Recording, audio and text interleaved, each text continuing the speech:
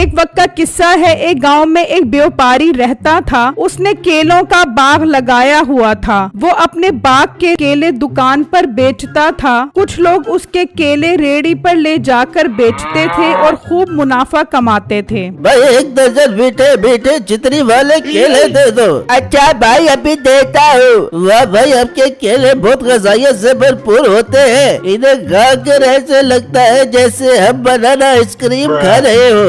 मैं ये केले अच्छे व्यापारी से खरीदता हूँ। उनके बाग के केले बहुत मीठे मीठे और गबरू जवान होते हैं। अरे वाह भाई तभी तो आपके केले खाकर मेरे बच्चे मोटे मोटे गबरू जवान होते जा रहे हैं। फिर वो ग्राहक केले खरीद कर वहाँ से चला जाता है। उसी गांव में एक मीठे नाम का लड़का उसी व्यापारी से केले खरीदता था। हाँ जी सेठ साहब 50 दर्जन केले दे दो। वह मीठे दिल खुश कर दिया तूने। इसका मतलब मेरे बाग के केलों की सेल अच्छी जा रही है। जो रोज तेरे 50 दर्जन केले सेल हो रही है। हाँ सेठ साहब सेल अच्छी चल रही है। वैसे भी मुझे बेचने का फन आता है। अरे मीठे इसमें फन वाली क्या बात है। असल में मेरे केले ही इतने मजेदार होते हैं जो लोग इन्हें खूब पसंद करते हैं। हेलो सेठ साहब इतना शौखा होने की जरूरत नहीं है। केले बेचना कोई अरे गैरे नत्थु कहरे का काम नहीं है। उसके लिए बहुत अच्छी आवाज का होना जरूरी है जो मेरे अंदर कूट कूट के भरी पड़ी है। अच्छा फिर सुना अपनी सुरीली आवाज। मैं भी देखूं तेरे इस फन को।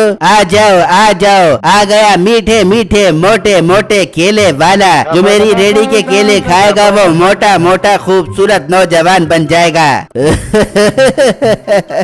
मीठे वैसे बुरा न भारी। तेरे इस फन को देखकर ऐसे लग रहा है जैसे कोई बेसुरा सुर निकालने की नाकाम कोशिश कर रहा है। सेठ साहब क्यों जल रहे हो मेरी सुरीली आवाज से। खैर सब छोड़ो मुझे 50 दर्जन केले दे दो। फिर मीठा केले की रेडी लेकर वहाँ से चला जाता है। उसी गांव में एक गरीब मियाँ बीवी रहते थे। हाँ बिट्टू जी आपको वो व्यापारी मिला जिससे सस्ते सस्ते केले मिलते हैं। नहीं बेगम मुझे वो व्यापारी अभी तक नहीं मिला। फिर बिट्टू जी आप किस तरह केलों का काम शुरू करोगे। मैं चाहती हूँ कि हमारे पास भी खूब पैसा हो और आप भी अच्छे सेलमैन बनो। हाँ बेगम चाहता तो मैं भी यही हूँ कि मेरे पास भी केलों की रेडी हो और मैं भी तरक्की की बुलंदियों को छू सकूँ। तो बिट्टू आप एक काम करो आप मीठे भाई से पता करो वो केले कहाँ से खरीदते हैं। वो आपको जरूर बता देंगे। बेगम मैंने बहुत दफा पूछने की कोशिश की है वो नहीं बताता। वो समझता है कि मेरी रोजी पर लात मारकर ये खुद अमीर हो जाएगा।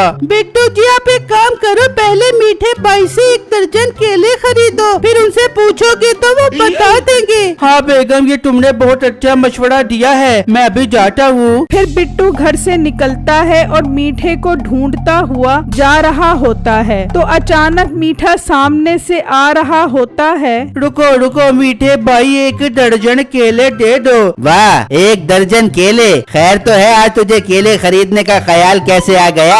अरे मीठे भाई आपकी रेडी के केले होते ही इतने मीठे मीठे हैं आपकी तरह तो मुझसे रहा ही नहीं गया। मैंने सोचा आपसे केले खरीद लूं। हाँ ये तो है मेरी रेडी के केले मीठे मीठे और तेरी तरह मोटे मोटे हैं इसलिए लोगों से रहा ही नहीं जाता केले खरीदे बगैर। अच्छा मीठे भाई आज तो मैं आपसे केले खरीद रहा हूँ। अब तो मुझे बता दे कि आप केले कहाँ से लाते हो ताकि मैं भी ये कारोबार शुरू कर सकूं और तरक्की की राहों पर गामजन हो सकूं। आ गया ना अपनी औकात पर। मुझे पहले ही समझ आ गई थी तुम मुझसे केले खरीद ही इसलिए रहा है ताकि मुझसे पूछ सके कि मैं ये केले कहाँ से लेकर आता हूँ। चल शाबाश भाग जा यहाँ से कोई केले नहीं है। मीठे भाई ऐसा मत करे मैं भी तो आपका छोटा भाई हूँ। प्लीज मुझे बता दो ताकि मैं भी कारोबार शुरू करके अपने घर वालों का पेट पाल सकूं। तुझे समझ नहीं आई। चल शाबाश पहली फुर्सत में निकल यहाँ से।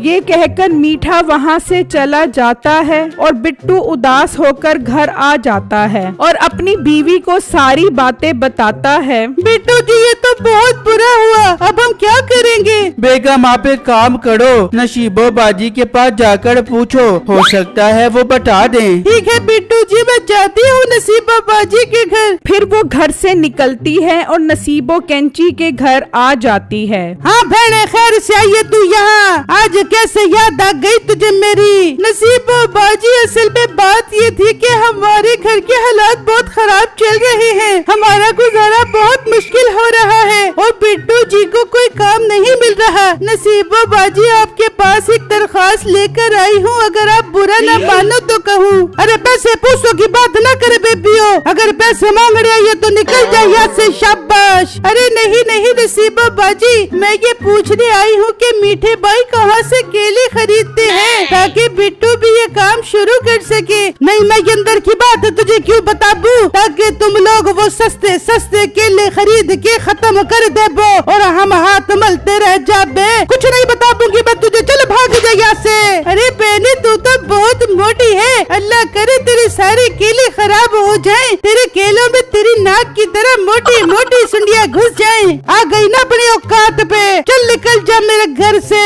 फिर बिट्टू की बीवी वहाँ से जा रही होती है तो मीठा केले बेचकर घर आ रहा होता है। नसीबो ये मोटे बिट्टू की बीवी यहाँ क्या करने आई थी? पूछने आई थी कि मीठे केले कहाँ से खरीदता है। तो तूने बता तो नहीं दिया कि मैं केले कहाँ से खरीदता हूँ? नहीं मीठे मैं कोई पागल हूँ जैसे बता दे दूंगी। अच्छा हुआ जो तूने नहीं बताया, मोटा बिट्टू भी हर टाइम मेरे पीछे पड़ा रहता है कि मीठे भाई मुझे बता दो आप केले कहाँ से खरीदते हो, मैं तो तंग आ गया हूँ उससे। फिर अगले दिन बिट्टू जा रहा होता है तो उसे जॉनी मिल जाता है। क्या बात है बिट्टू, तू बहुत परेशान लग रहा है। फिर बिट्टू जॉनी को सारी बातें बताता है। अरे मेरे यार तू परेशान क्यों होता है? तुझे पता है बेटा जिससे केले खरीदता है वो मेरे अंकल है। वाह जोनी ये तो तूने बहुत अच्छी खबर सुनाई है, चल यार ले चल मुझे अपने अंकल के पास। जबकि मीठा सेठ साहब के पास आता है। सेठ साहब दे दो फिर 50 दर्जन केले।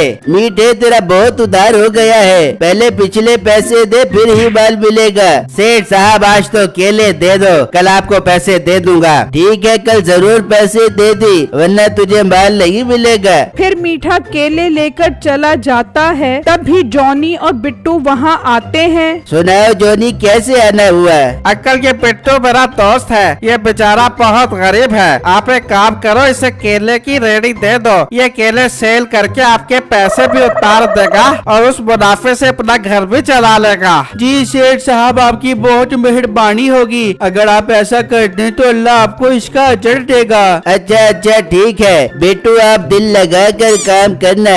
अच्छा बिट्टू मैं अब चलता हूँ। जोनी यार तेरा बहुत बहुत शुक्रिया।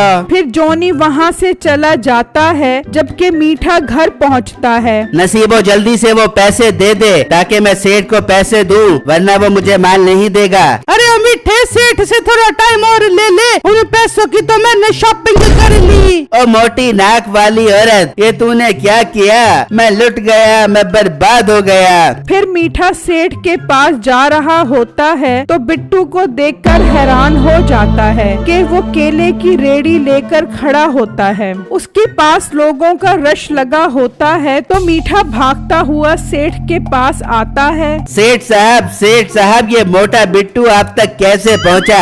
मीठे वो सब छोड़, ये बता पिछले पैसे लेकर आया है? सेठ साहब पैसे तो मैं नहीं लाया, आप मुझे इस बार माल दे दो, अगली दफा मैं पक्का आपको पैसे दे दूंगा। नहीं मीठे नहीं, तुझे माल नहीं मिल सकता, अब तू यहाँ से जा सकता है। फिर मीठा गुस्से में घर आता है। ओ मोटी नाक वाली औरत तूने मुझे बर्बाद कर दिया, अब मैं तुझे नहीं छोड़ूंगा। फिर मीठा नसीबों को डंडों से मारता है। मीठे वो देख चिड़िया। फिर मीठा जैसे ही पीछे देखता है तो नसीबो भाग जाती है। फिर नसीबो आगे आगे और मीठा डंडा लेकर पीछे पीछे भागता है। नाजरीन, इंसान की लालच और दूसरों की मदद ना करने का यही नतीजा होता है। शुक्रिया। इस चैनल को सब्सक्राइब करें और बेल आइकन पर भी जरूर क्लिक